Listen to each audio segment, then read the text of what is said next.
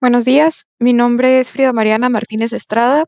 Para este trabajo vamos a implementar el diagrama de flujo elaborado en tareas anteriores para la selección de un instrumento medidor de nivel. Para el primer caso se va a analizar la medición de nivel de un tanque de almacenamiento de sosa cáustica. En este caso estamos considerando que la sosa proviene de un proceso de electrólisis de cloruro de sodio, también llamado proceso cloroalcalino. Por lo tanto, podemos considerar que la temperatura y la presión no son considerablemente altas, ya que las descargas de este proceso están alrededor de los 75 grados centígrados.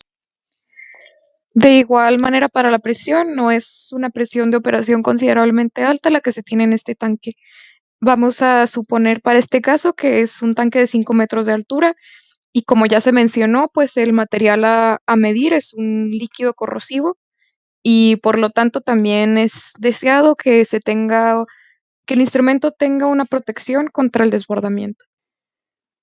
La turbulencia en este tanque que se va a medir será baja. La viscosidad del fluido a medir, que es la sosa cáustica, pues es bastante considerable, hay que considerarla. Y estamos suponiendo que el presupuesto con el que se cuenta para adquirir el instrumento es medio o alto. Aquí tenemos el diagrama de flujo para la selección del instrumento medidor de nivel. Vamos a acercarnos un poco para comenzar. La primera pregunta, ¿el medio a medir es un sólido o un líquido? Entonces elegiremos el camino de los líquidos. La temperatura y presión manejadas serán altas.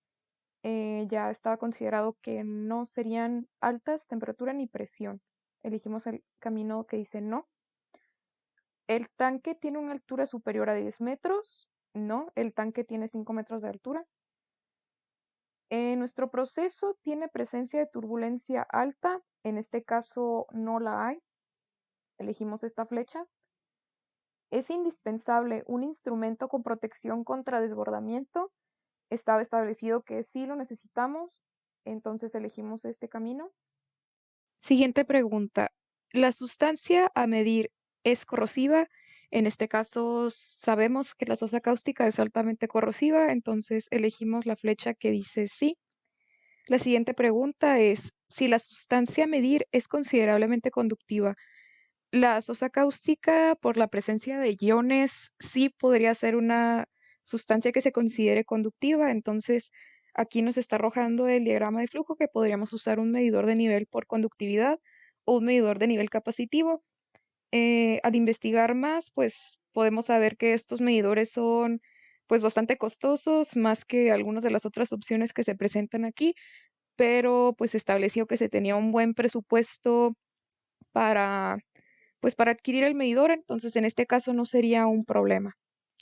La primera de las recomendaciones que se puede hacer para mejorar este diagrama de flujo es la siguiente. Aquí al responder la pregunta sobre si la sustancia es considerablemente conductiva y decir que sí, se cierran nuestras opciones y se nos da como sugerencia usar alguno de estos dos medidores, que son buenas opciones para nuestra situación. Sin embargo, en un principio del problema comentamos que la sustancia era altamente viscosa y esa es la siguiente pregunta que se hacía en el diagrama. Entonces, al terminar aquí, no estamos considerando la viscosidad de la sustancia. Si la consideráramos, al decir que sí es una sustancia viscosa, nos sugiere el diagrama usar un medidor de nivel de presión diferencial. Para el segundo caso, trataremos de dar con un instrumento acertado para la medición de nivel en un tanque de agitación para un sólido granulado. Las consideraciones que hay que hacer es que la temperatura y la presión no son considerablemente altas. Vamos a suponer que se realiza la agitación a temperatura ambiente y a presión atmosférica. Tendremos un tanque de 4 metros de altura donde habrá un material de naturaleza alimenticia. Necesitaremos ciertamente una prueba de fuga o de desbordamiento y al ser un tanque de agitación, pues tendremos una turbulencia alta y estamos suponiendo que tenemos un presupuesto medio o alto para la adquisición del instrumento. Y bien, aquí tenemos de nuevo el diagrama de flujo. Esta vez el medio a medir es un sólido o un líquido. Iniciaremos del lado de los sólidos. La temperatura y presión manejadas serán altas, en este caso no lo serán. El tanque tiene una altura superior a los 10 metros, no la tiene tampoco. El proceso tiene presencia de turbulencia alta. Habíamos mencionado que al tener agitación en el tanque tendremos presencia de turbulencia alta, entonces elegimos sí. ¿Es indispensable un instrumento con protección contra desbordamiento? En este caso sí lo necesitamos también. La siguiente pregunta, ¿la sustancia a medir es corrosiva?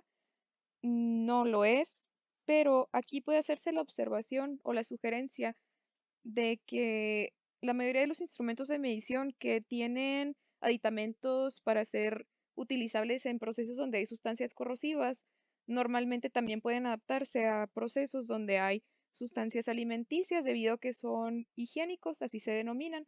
Entonces aquí podría sugerirse cambiarse a la pregunta si la sustancia a medir es corrosiva o se requiere un instrumento de naturaleza higiénica. Y continuando con las preguntas, entonces decidimos que no es corrosiva.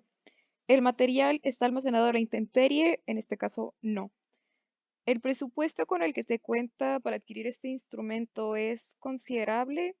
En este caso, sí se tiene un buen presupuesto y nos arroja el diagrama que podemos usar, un instrumento de radar guiado. Se pueden hacer algunas otras recomendaciones sumadas a las que se mencionaron anteriormente sobre la pregunta de los corrosivos y sobre el orden en el que están las preguntas en el diagrama. Sobre este último punto es muy importante recalcar que el orden en el que se hacen las preguntas de sí o no en el diagrama es determinante para el método que arrojará el diagrama al final. Esto quiere decir que dependiendo lo que se elija preguntar primero, esto va a determinar, pues, en gran medida, eh, si se dejarán fuera factores importantes que hay que considerar, como ocurrió en el primer caso, cuando se dejó fuera la viscosidad, que era algo importante. Otra recomendación importante es que en este diagrama solo se tomaron en cuenta las características de un número reducido de métodos de medición de nivel, pero realmente existe una infinidad de instrumentos y este diagrama pues se queda bastante corto para la cantidad de métodos que pueden elegirse.